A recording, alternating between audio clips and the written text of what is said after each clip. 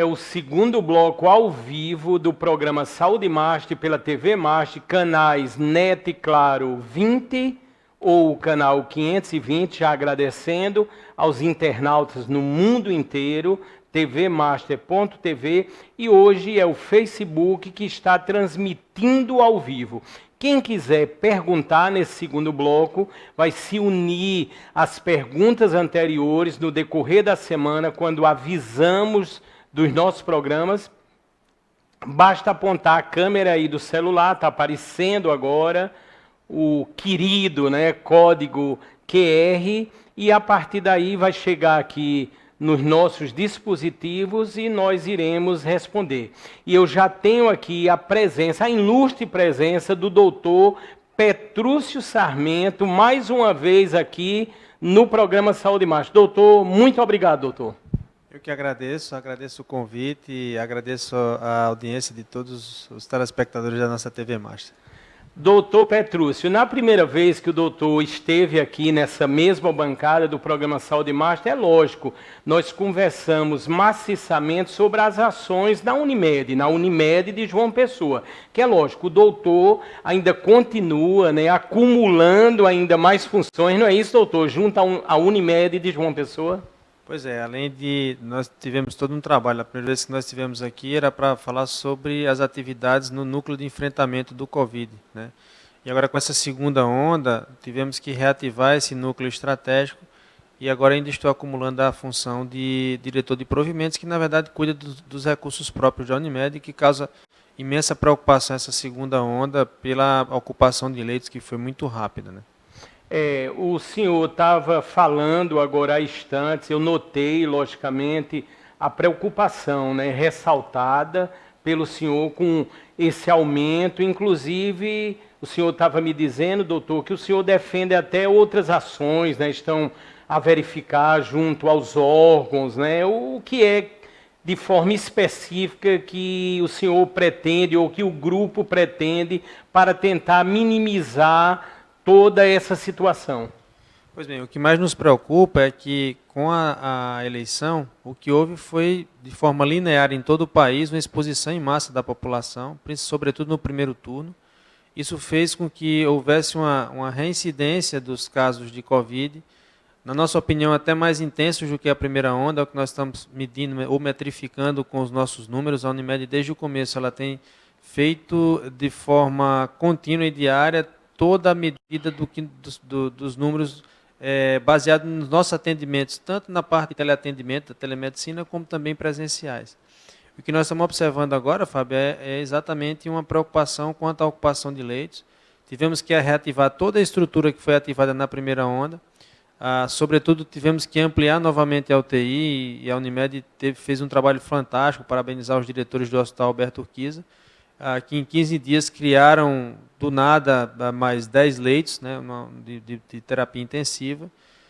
E nossa preocupação, e hoje eu tenho conversado com algumas autoridades municipais e estaduais, é no sentido de reativar os cuidados na população, do distanciamento social e das medidas educativas de higiene. Não há como combater essa doença sem esses cuidados. Principalmente o apelo que nós fazemos são aos jovens, que embora eles sejam de menor risco, mas que eles acabam no momento que eles se tornam, desobedecem essas medidas sanitárias, eles acabam levando esse vírus para casa e contaminando as pessoas que eles mais amam, que são seus pais ou os parentes mais próximos.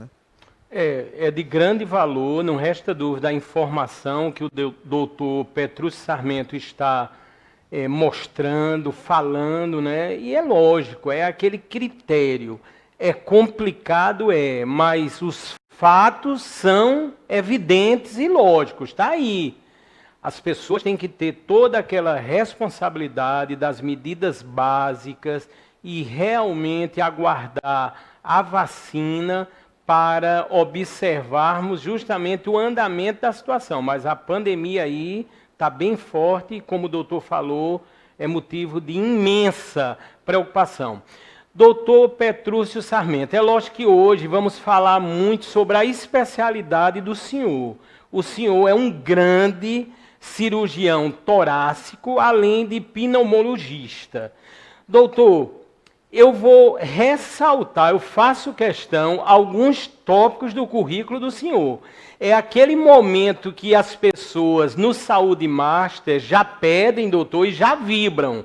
É uma coisa incrível. Eu tenho encontrado pessoas, são alguns relatos, eu não tenho tempo, obviamente, mas eu vou citar. Eu já encontro pessoas. Houve um momento bem curioso, eu numa padaria, né, e me conheceram, né, creio, através do programa, e chegou, estava uma senhora e estava a filha.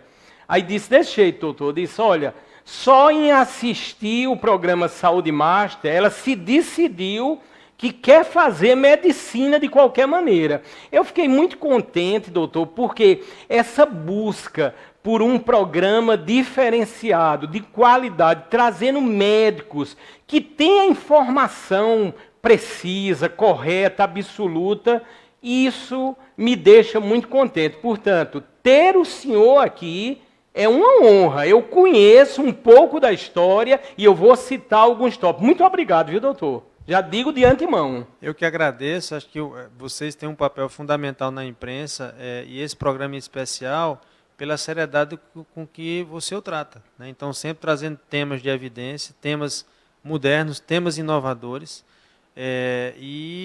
mais do que nunca, nesse momento de pandemia, esclarecendo a população sobre os cuidados e o panorama global, né, em que se encontra a saúde pública. Isso não é só local, isso é mundial. E vamos a uma síntese, é uma síntese mesmo do currículo do doutor Petrúcio Sarmento. Vamos lá. Possui graduação em medicina pela grande e valorosa Universidade Federal da Paraíba, é médico especialista em cirurgia torácica, é professor voluntário do Departamento de Cirurgia da Universidade Federal da Paraíba, é coordenador da cirurgia torácica do Hospital Universitário, é coordenador no Hospital Real, o Hospital Português, também na cirurgia torácica, é pós-graduado em cirurgia robótica torácica pelo Hospital Einstein. Doutor, impressionante, viu, doutor? Mas tem muito mais ainda. Veja mesmo, doutor, eu vou até fazer uma pergunta daqui a pouco, vou ver como é que o senhor vai responder. Diz aqui que, além de tudo, o doutor é assistente, eu vou citar alguns hospitais privados, por exemplo. O Real Hospital Português, no Recife, o Hospital Einstein, em São Paulo, o Memorial São Francisco, aqui em João Pessoa, o Nossa Senhora das Neves, em João Pessoa, o Hospital Samaritano, em João Pessoa, lógico, o Hospital da Unimed, o Hospital Cardiopulmonar, em Salvador, o Hospital Aliança, em Salvador, ainda presta um serviço à Neurovasc, e também no Hospital de Trauma, o senador Humberto Lucena, é coordenador também de cirurgia robótica lá, e tem também a Grutorax, que também o senhor faz parte. Doutor, é impressionante. Eu vou dizer uma coisa para o senhor, com muita sinceridade para o nosso público. Tem a Mega Sena aí acumulada, parece que vai dar mais de 300 milhões. Se eu ganhar, estou fazendo uma promessa aqui, doutor, eu vou dar de presente um jatinho para o senhor salvar ainda mais vidas. Está dito ao vivo, se eu ganhar, o jatinho, eu acho que um jatinho é uns 15 milhões, um jatinho bem bacana, eu vou dar de presente ao senhor. E aí, doutor? Olha que eu vou cobrar. Viu? Não, e é para cobrar, está ao vivo aí. Uma brincadeira à parte, isso é uma coisa que a gente sempre buscou, que é o conhecimento. Então, quando eu prestei vestibular para a medicina, eu tinha 16 anos, então desde muito cedo eu me dedico à medicina e sempre procurando o melhor, né? Então, eu saí daqui da Paraíba bem jovem para me fazer residência médica em São Paulo. Na verdade, o que a gente vê aí é a evolução de anos de estudo, onde nós fomos migrando da cirurgia convencional, das cirurgias chamadas de cirurgias abertas, para a cirurgia minimamente invasiva.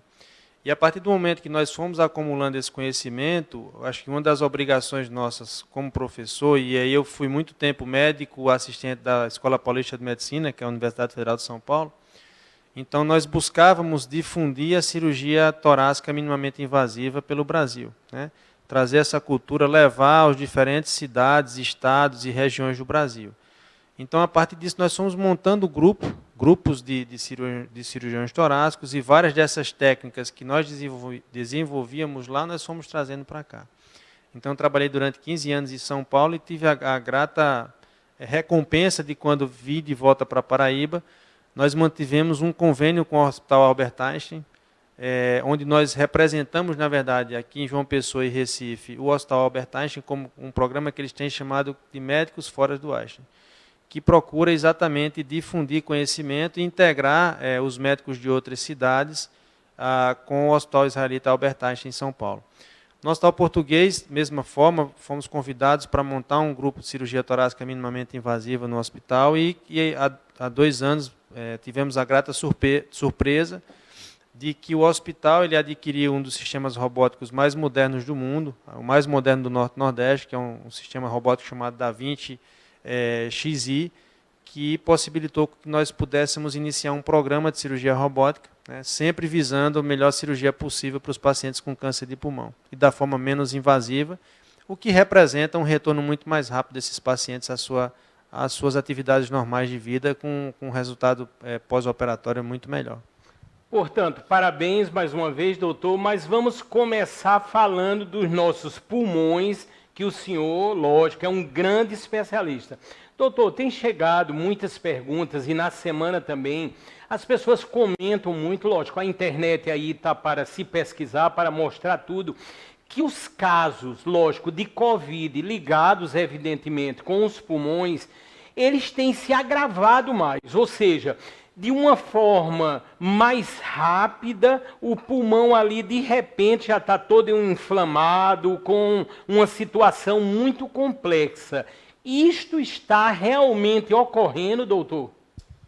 Veja, nós temos observado nessa segunda onda pacientes mais graves, né? Se questiona se, na verdade, o que está acontecendo é que eles acabam tratando mais em casa e procuram um hospital já numa forma mais grave.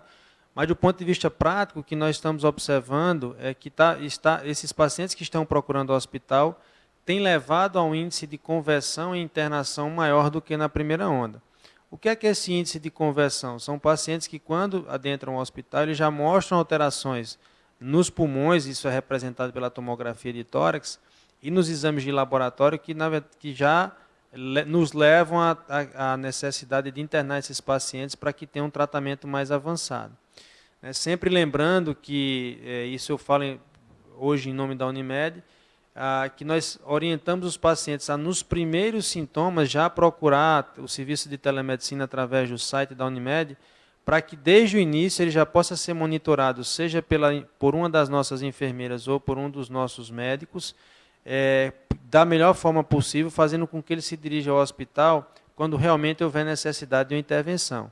Lembrando que, quando se procura o hospital numa fase ainda muito inicial, acaba que você sobrecarrega o sistema, né, evitando que outras pessoas mais graves sejam atendidas de forma mais rápida.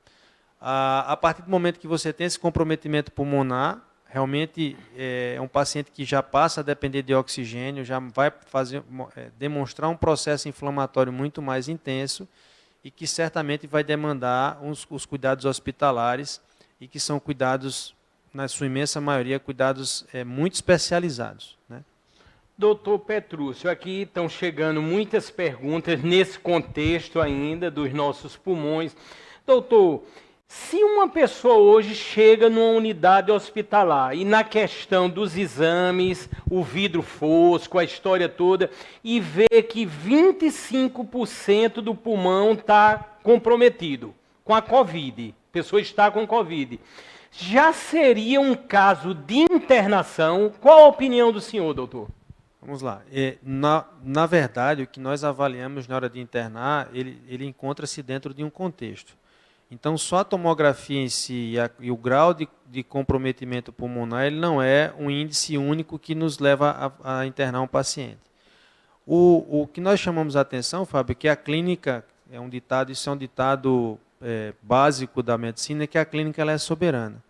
Então, o que faz internar esse paciente é um conjunto de sinais e sintomas que ele apresenta. Então, não é apenas um exame. Por isso que a gente chama muita atenção dos pacientes que às vezes chegam no pronto-socorro solicitando, eu queria fazer uma tomografia de tórax, esse ou aquele exame. Existem critérios para a realização desses exames, até porque a tomografia ela implica em radiação. Tá? Então, existe um momento exato para se fazer essa tomografia e existem critérios de escolha para se fazer essa tomografia. Então, o que é que determina a internação de um paciente? Basicamente, a evolução com piora clínica progressiva nos dias de doença, e 2 fatores são os que mais nos alertam, vamos dizer assim. O primeiro deles, a febre persistente, e o segundo deles, a falta de ar, que nós chamamos de dispneia. Então, aquele paciente que apresenta febre persistente por mais de 5 dias, evoluindo com dor no peito, falta de ar, então, independente dele ter um comprometimento pulmonar maior ou menor, são critérios clínicos que já nos alertam para uma possível necessidade de tratamento intra-hospitalar, que é a internação. Sobreposto a isso, nós temos também aqueles pacientes com idade mais avançada e com comorbidades associadas. Então, esse conjunto de fatores é o que vai fazer com que nós tenhamos que decidir se esse paciente vai ser internado ou não. Do ponto de vista de gravidade da tomografia, nós consideramos mais graves aqueles pacientes que vão apresentar um comprometimento pulmonar maior do que 50%. Em torno de 25% ainda é um comprometimento leve. Então, se nós formos submeter todos os pacientes sintomáticos a uma tomografia de tórax, provavelmente eles vão apresentar um comprometimento pulmonar em torno de 25%, e isso não necessariamente é um critério para internação. Eu posso fazer o seu segmento em casa mesmo. Doutor Petrúcio, uma curiosidade, a gente tem visto casos, eu tenho certeza que o senhor talvez tenha se deparado até com muitos casos, de pessoas que começam a sentir outros sintomas, qualquer uma coriza, ou qualquer dor no corpo, e quando chegam na unidade hospitalar e que vai justamente para o exame pulmonar, já vê um grande comprometimento do pulmão. E às vezes, o que tem relatado aqui, muitas vezes aquela pessoa naquele momento não está nem com falta de ar. O que é que talvez venha a se explicar numa complexidade tão grande dessa doença, doutor?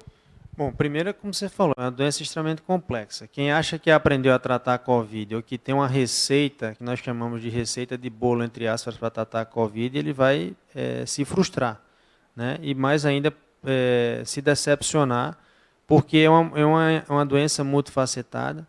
É como você falou, pacientes que às vezes têm pouco comprometimento pulmonar, mas que têm uma reserva pulmonar já muito restrita, devido a fatores diversos, como, por exemplo, asma, o enfisema pulmonar, foram pacientes que já fumaram, pacientes que já tiveram algum tipo de doença pulmonar prévia, com pequenos comprometimentos pulmonares, eles vão apresentar um quadro de falta de ar grave que vai levar à necessidade de internar. Já outros, como pacientes jovens, atletas, com pulmões íntegros, eles às vezes chegam ao hospital apresentando um comprometimento pulmonar já mais intenso, mas com muito poucos sintomas. Por isso que eu digo que essa avaliação laboratorial, clínico-tomográfica, ela é mais complexa do que a gente fala ou se discute comumente. Ou seja, eu preciso somar cada fator desse para que eu possa tomar uma decisão de internar ou não esse paciente e de como também tratar ele já internado.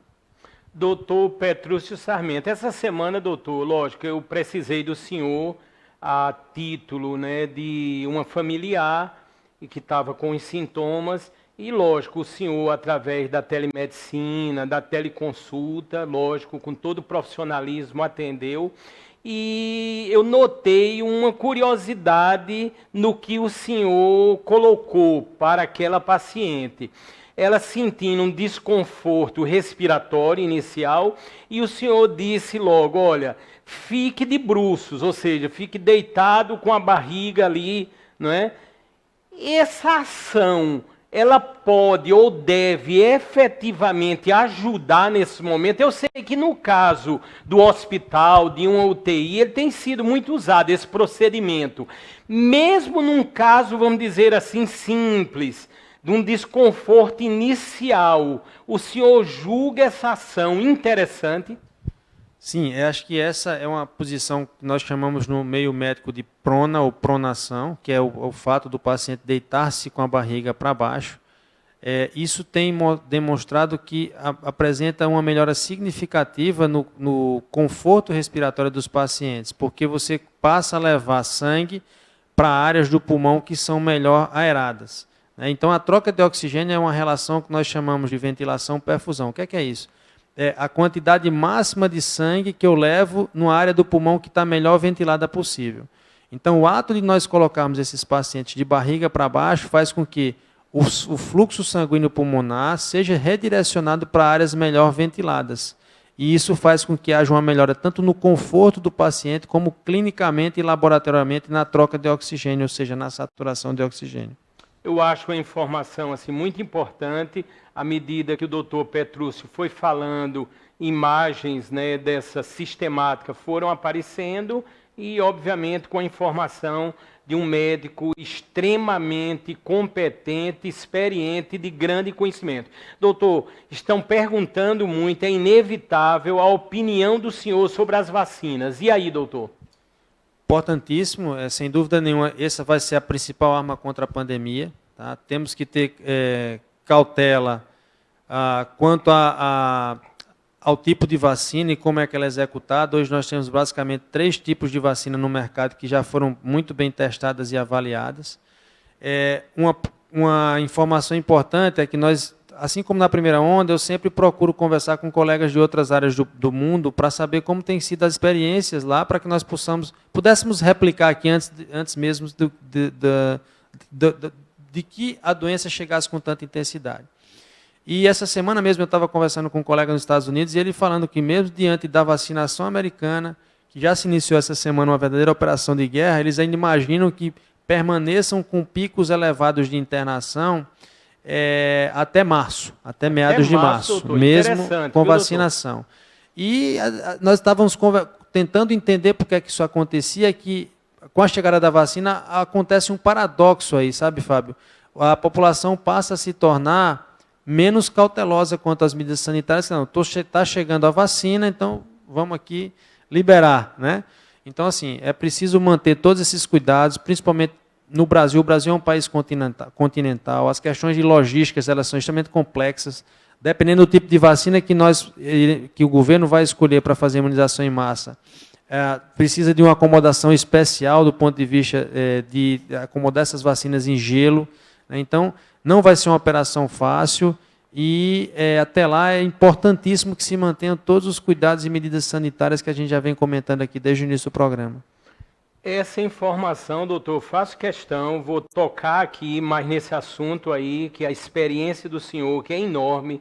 Vamos ver o que o doutor diz. Nos Estados Unidos, que a vacinação já começou, e lá sabemos, né, muita coisa funciona, é um país de primeiro mundo, a vacinação lá se dará em grande escala, da forma mais rápida possível, eles têm toda essa estrutura realmente, e mesmo lá, o doutor acabou de dizer, mesmo com essa incidência da vacinação, eles preveem que até março ainda continuem morrendo muita gente, um pico muito grande da doença. Doutor, aí eu fico imaginando, aqui vamos dizer que venhamos a começar em março.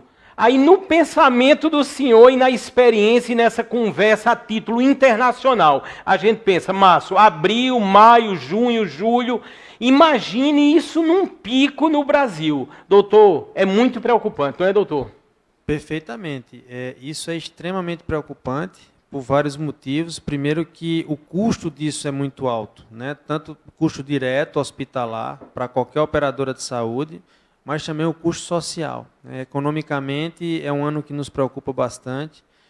Isso só reforça o nosso cuidado e da população em geral de manter todos os cuidados sanitários de distanciamento, limpeza das mãos, uso de máscara, etc.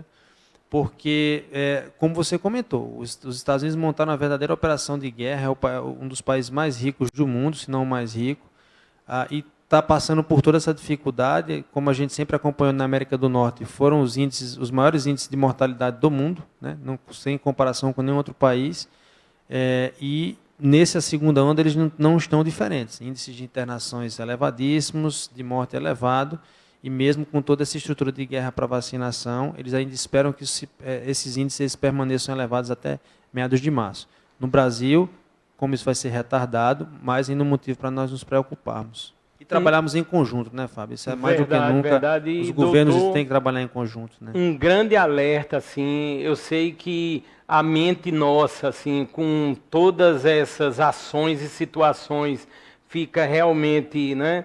A gente não para de pensar, de consultar, mas eu creio que a informação, mesmo sendo muito preocupante, mas foi importante demais falar, né? Porque as pessoas acham, muitos, né, que o vírus já foi embora, né? Doutor, no contexto ainda da doença, da Covid, eu sei que muitos suplementos e vitaminas têm sido recomendados. Eu quero a opinião do senhor em relação às pessoas que, por exemplo, estão com indício da doença ou um possível indício da doença. Qual é a opinião do senhor em relação à imunidade e os diversos suplementos, vitaminas que podem ser indicados? E aí, doutor? Bom, cada vez mais se demonstra, à medida que nós vamos estudando essa doença, que ela é uma doença que está muito relacionada ao sistema imunológico. Há alguma medicação específica para o Covid? Há algum tipo de vitamina específico para o Covid? Ainda na literatura não se demonstrou nada muito específico. Tá? Tem se estudado muita coisa, principalmente medicações que inibam o crescimento viral, tipos de vitaminas. O que nós podemos afirmar, Fábio, é que você pode lançar mão disso em dois momentos diferentes.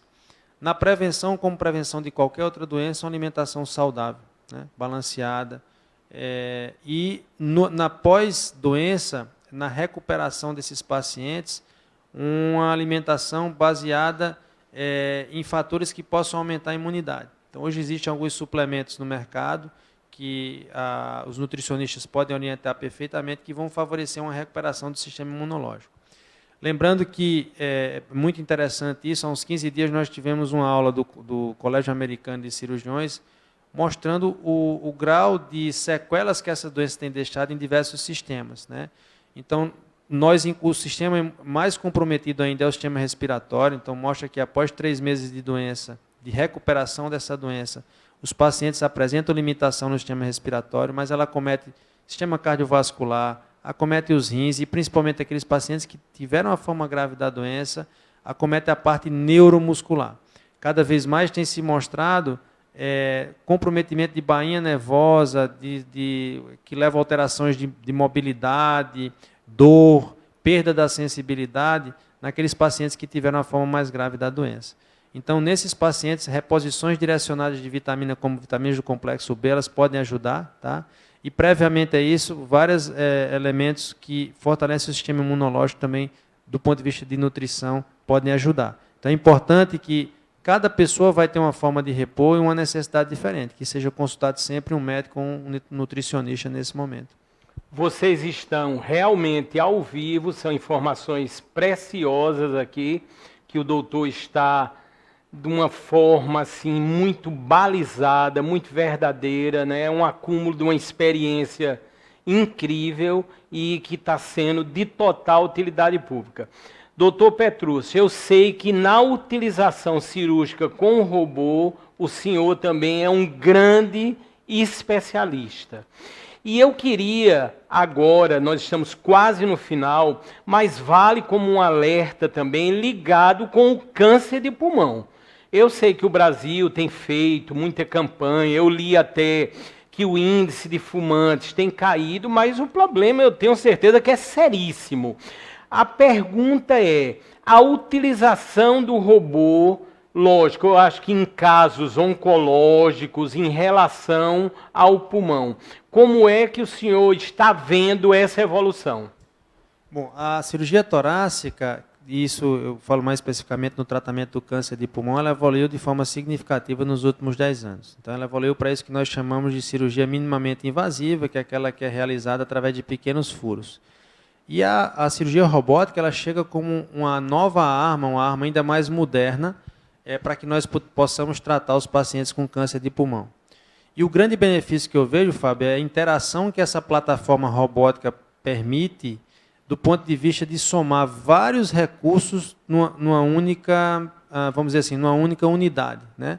Na verdade, o que nós chamamos de robô é um sistema complexo, porque você tem duas estruturas, a estrutura robótica propriamente dita, com seus braços, e um console, onde o cirurgião opera à distância do paciente, dentro da mesma sala cirúrgica, mas não em campo cirúrgico. E essa plataforma robótica permite que você coloque pequenos instrumentos com cerca de 8 milímetros no interior do paciente e que, melhor ainda, permite que você utilize a visão tridimensional, o que dá uma acurácia muito maior naquelas estruturas que você está dissecando. Então, isso traz uma segurança maior do ponto de vista oncológico. Em que sentido? Permite que você faça cirurgias ainda mais complexas e mais delicadas no sentido de remover 100% do tecido comprometido. Não apenas aquela lesão do tumor, mas também os linfonodos, que são filtros que se encontram ao redor do pulmão, principalmente na região do mediastino. Então, isso se torna mais uma arma no combate ao câncer de pulmão. E essas plataformas robóticas, o que é que elas estão permitindo cada vez mais? Você interagir com outros recursos cirúrgicos, como, por exemplo, a energia ultrassônica, colocar os exames dentro da plataforma, somando imagem de uma tomografia, por exemplo, com aquele órgão ali em tempo real, e o que a gente imagina no futuro que isso possa trazer também informações cruzadas com outros cirurgiões do mundo inteiro que também operam na mesma plataforma.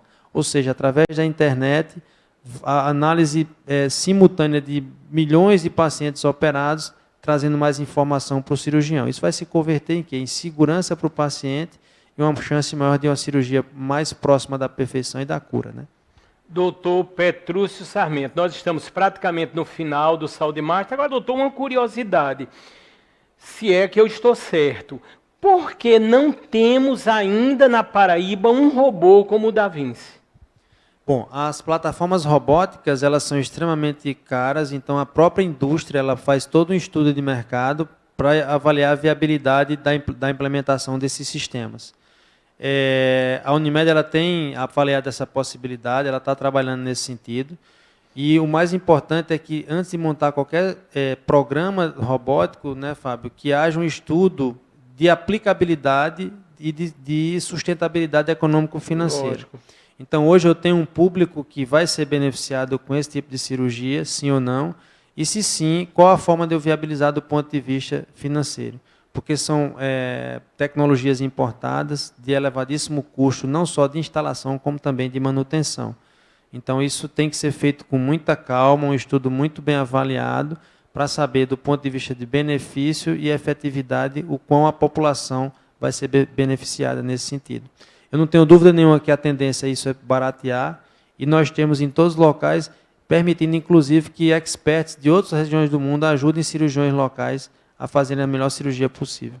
Eu não tenho dúvida, doutor Petrúcio, que eu creio que no segmento isso vai acontecer, porque nós já temos os grandes profissionais como o senhor, né? Na semana passada, nós trouxemos aqui 2 amigos, né, do senhor, 2 grandes médicos lá do Real Hospital Português, o doutor Clóvis, o doutor Euclides.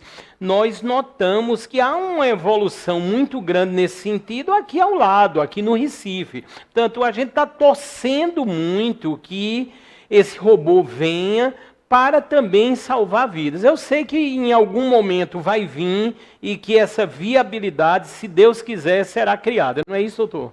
Perfeitamente. Acho que Clóvis foi o coordenador e quem implementou a cirurgia robótica no Real Hospital Português. Em um ano foram realizadas mais de 120 cirurgias, né? Não tenho dúvida nenhuma, o mais importante, nós estamos preparando esses profissionais para que, quando essa tecnologia chega, ela seja aplicada e muito bem aplicada. Então, acho que é só questão de tempo o sistema se estruturar para adquirir uma dessas plataformas robóticas. Nós temos trabalhado já nesse sentido, fazendo todo um estudo de viabilidade financeira, para quem sabe, em breve, nós termos mais esse arsenal para o tratamento do câncer aqui no nosso estado. Se Deus quiser. E só para finalizar, uma curiosidade assim, doutor Petrúcio, quando encerrei o programa aqui, né, o programa de número 70, com o doutor Clóvis e o doutor Euclides, eles fizeram questão de dizer, né? A gente foi até o hotel, fui deixar no hotel, e ele disse, eu poucas vezes vi em atuação um médico tão competente, um médico tão dinâmico como o senhor. Eu faço questão de dizer isso porque nos bastidores aqui já eram mais de 12 horas e esses dois médicos, que sabemos que são referências nacionais, com certeza na cirurgia, e fizeram questão de ressaltar.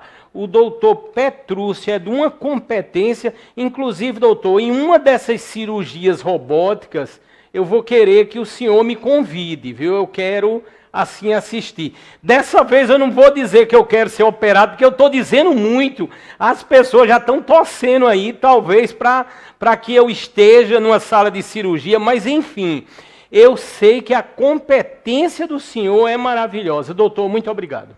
Eu que agradeço a todos os ouvintes. Acho que é muito bom ter esse reconhecimento de amigos, mas falar que nós fazemos tudo em um time, né, Fábio? Acho que, principalmente em cirurgia, você não tem resultados sem uma equipe que dê suporte para você. Então, hoje nós podemos dizer que nós somos um time onde quer que nós trabalhemos e que esse time envolve tanto nós médicos como todo o resto que dá a estrutura para que nós possamos realizar nosso trabalho. Então, agradeço mais uma vez o convite, parabenizo pelo programa, um programa sério que realmente informa e ressalto novamente à população a necessidade dos cuidados de distanciamento e de medidas sanitárias como prevenção da Covid-19. Doutor Petrúcio Sarmento, muito obrigado. E estão perguntando muito aqui como encontra o senhor através de redes sociais, ou seja, as pessoas, é natural, né? As pessoas estão muito curiosas aqui, algumas com dúvidas, com perguntas, que querem falar com o senhor. E aí, doutor? Eu agradeço, me coloco à disposição, tá? Eu tenho o Facebook e tem o site do nosso grupo aqui que chama www.grutorax.com.br. E quanto ao câncer de pulmão, a gente faz parte de um programa nacional de prevenção, que é um programa completamente voluntário, e também existe um site que procura orientar a população chamado ProPulmão, que é o www.propulmão.com.br. Muito obrigado, doutor. Nós estamos encerrando mais um programa Saúde Master. Esse foi o programa ao vivo pela TV Master de número 71. Agradecendo a grande audiência, uma audiência crescente realmente, e convocando a todos para uma próxima edição, sempre com grandes médicos que salvam verdadeiramente vidas. Fiquem com Deus e até uma próxima edição do Saúde Master.